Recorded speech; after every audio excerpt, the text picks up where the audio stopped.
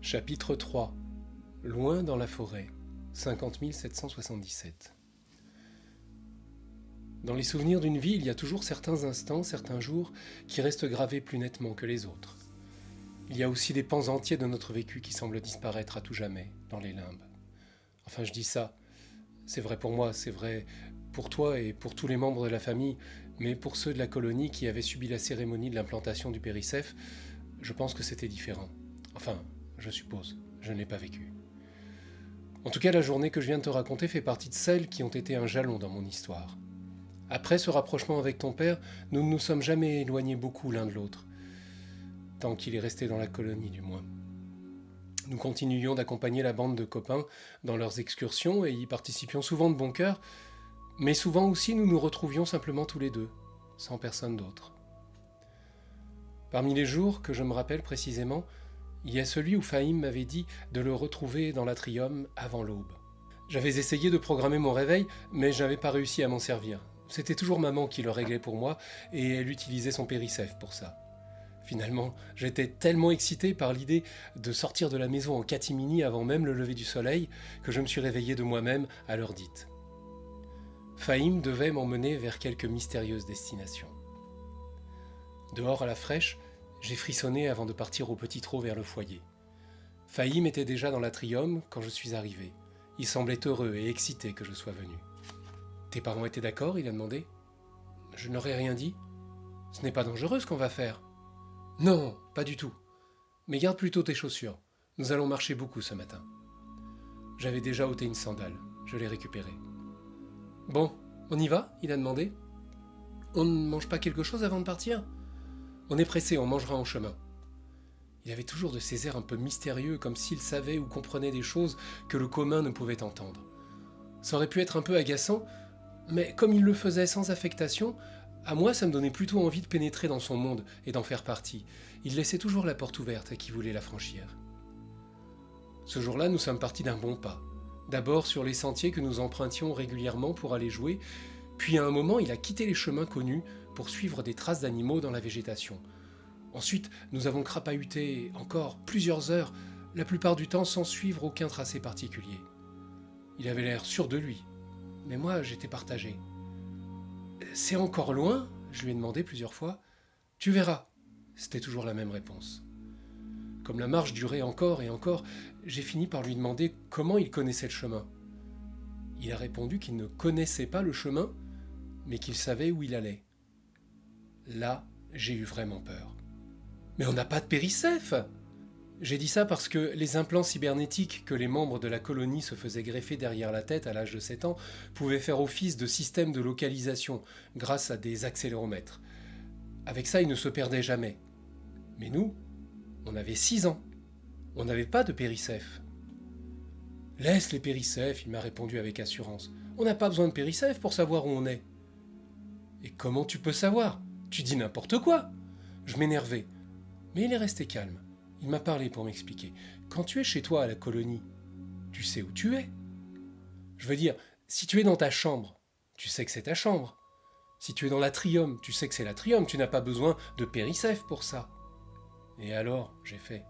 Je ne comprenais pas où il voulait en venir. Eh bien, ici, je sais où nous sommes. Mais on est juste dans la forêt.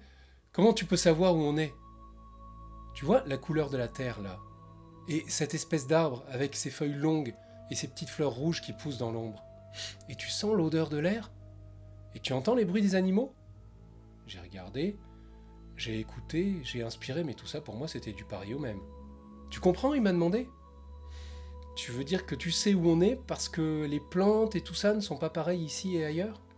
Oui, bien sûr, il a dit en haussant les épaules. Tu te moques de moi, hein, Fahim ? Pas du tout, Zabia. Je suis ton ami. Je ne me moque pas de toi. Il avait l'air blessé. Et surtout, il avait dit un mot que je n'avais pas encore conçu entre nous. Ami. Comme je ne répondais pas, il a cru devoir continuer. Tu vois, souvent quand je suis seul, je vais marcher dans la forêt. Et je commence à bien la connaître. Et je crois que la forêt m'aime bien. Là, par exemple, nous sommes sur le flanc d'une vallée où je viens souvent parce qu'il y a une grotte avec des chauves-souris et quand le soleil se couche, j'adore les voir se réveiller et partir dans la nuit avec leurs petits cris. Mais on ne va pas aller à la grotte là, parce qu'on a encore un peu à marcher pour arriver chez Silvio. C'était la première fois qu'il prononçait ce nom. Maudit ou béni, je ne saurais dire. Ce qui est sûr, c'est que si Fahim n'avait pas rencontré Silvio, l'avenir de la colonie aurait été bien différent. Silvio? Qui c'est Silvio? Je n'ai jamais entendu parler de lui. C'est normal, il vit tout seul. Il dit qu'il est un ermite. Mais comment tu l'as connu, j'ai demandé. En me promenant, j'ai trouvé sa cabane par hasard. Par hasard? Mais ça fait des heures qu'on marche. Comment tu as pu la trouver par hasard? Dans ma petite cervelle de 6 ans, il y avait quand même un truc qui me paraissait louche avec cette histoire de hasard. Je me rendais bien compte que trouver quelqu'un par hasard dans cette forêt sans fin, c'était comme... Je ne sais pas comme quoi, mais ce n'était pas très crédible. Tu ne crois pas que tu as été guidé vers lui? J'ai demandé avec un air inspiré. Guidé? Qu'est-ce que tu veux dire? Guidé? Guidé par qui? Je ne sais pas trop, mais... mes parents, quelquefois, ils se réunissent avec d'autres et disent des trucs sur l'esprit du monde qui nous guide, ou des trucs comme ça. Ah, c'est ça que tu veux dire. Ouais, je vois. Ma mère, elle connaît aussi des familles qui racontent des trucs.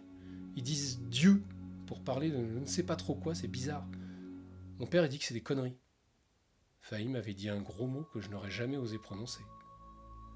Et ta mère, elle dit quoi? J'ai demandé. Ma mère?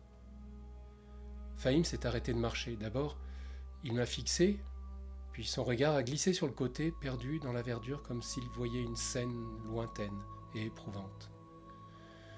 Mon père, il dit que c'est des conneries, il a fini par dire avec plus de fermeté encore. J'étais troublé par sa réaction, et prise entre la fidélité à mes parents et l'admiration pour Fahim. Et toi, tu crois aussi que c'est des bêtises? J'ai demandé. Justement, tu vas voir Silvio. Moi, je crois que les adultes à la colonie, ils commencent à débloquer un peu. Ils se racontent des histoires, ils récitent des textes ensemble et tout. En fait, j'ai l'impression qu'ils sentent qu'il leur manque quelque chose, mais ils ne savent pas comment l'avoir, alors ils essayent n'importe quoi. Et toi, j'ai dit, tu crois qu'il y a quelque chose? C'est pour ça que je t'emmène voir Silvio. Il n'est pas comme les grandes personnes de la colonie. Je crois qu'il comprend des choses importantes. Mais il ne se raconte pas d'histoire, lui. Il ne dit pas qu'il sait, il ne dit pas non plus qu'il n'y a rien. Il ne fait pas le malin en se réunissant avec d'autres. D'ailleurs, il a quitté la colonie il y a longtemps pour être tranquille. Pourquoi il a quitté la colonie? Il n'était pas bien? Je crois que c'est justement tous ces trucs que certains adultes se racontent qui ont fini par l'énerver. Surtout qu'il y en a qui se disputent pour savoir qui a raison. Il n'est pas comme ça, Silvio. Il veut juste être tranquille. Mais alors, il ne va peut-être pas être content de nous voir? On va le déranger? J'ai dit inquiète. T'en fais pas, Zabia. Il est gentil avec les enfants. Alors, Fahim m'a prise par la main et nous nous sommes remis en chemin vers la cabane de Silvio.